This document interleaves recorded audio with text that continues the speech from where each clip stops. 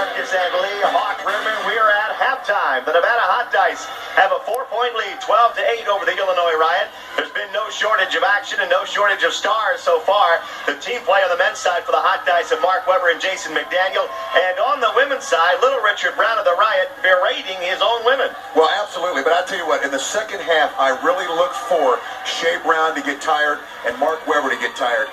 They're outnumbered 2-1 because Ray Robles and little Richard Brown are outnumbering Mark Webber, and Patsy Delgado and Shea Brown herself are outnumbering Shea Brown. Look for those two to get tired. I think it's going to be a Riot second half. But Shea Brown did set the tone in this game. Let's take a look at some of the action from the first half now.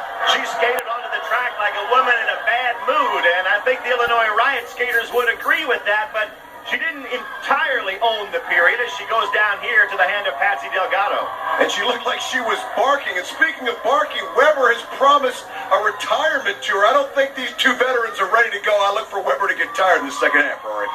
Should be a terrific second half between the Hot Dice and the Illinois Riot, but there are other issues to be resolved. One of those is how much power does Mark D'Amato have in this league now? He's with the New York Enforcers, of course, and he is also with our own Broadway Danny Wolf. All right, thank you, Rory. I am here with the official skaters representative, Mark D'Amato, and you're on quite a roll, buddy. The Enforcers victorious in the Wild West shootout, and now we just learned you even gained more power by Kenneth Logue having some of his powers taken away by Jerry Seltzer. Listen to me, you little midget freak. I was minding my own business, doing my charity work, and being a role model for the children across America. Kenneth Logue decided to step into my business. Before I'm through with him, I guarantee he will be selling peanuts in the stands. Well, we'll have to see if that happens. How about the death list? Is everything going okay with your death list, Mark? I have 3 teams that are compliant with the articles of the death list. The Enforcers, the Dice, and the Rustlers. And I was going to say, the Hot Dice, you seem to like this team. I guess they uphold to your death standards. You know what? The Hot Dice are a bunch of chumps just like the other teams in this league. However, as I said, they are compliant with the articles of the death list. And really quickly, talk about the Riot. The Illinois Riot, the team we see over here, that was Kenneth Logue's creation. That was his throwback team. Comment on the Riot. Right, and you see how far they've come. They are the scab team in the league. They're no good. They'll never be any good. All right, Mark D'Amato, we'll see what happens with your newly gained power. Right now, back to you, Rory and Hawk. All right, Danny, and our own Julie Lynch has looked into some of D'Amato's powers, and here's what she found out. Is Enforcer Captain Mark D'Amato really a misunderstood man? Yes, he does spend most of his time picking fights and beating on people, but maybe his newfound power will help him to mature.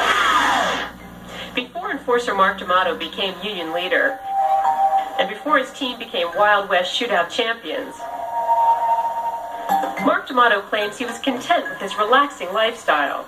His days consisted of karate lessons, interior decorating, and leisurely airplane rides. Now D'Amato claims he's bogged down with work at the WSL Sweatshop, the World Skating League headquarters. Much of his time is spent pondering important league decisions. He claims he's irate because the WSL forced him to use their company car.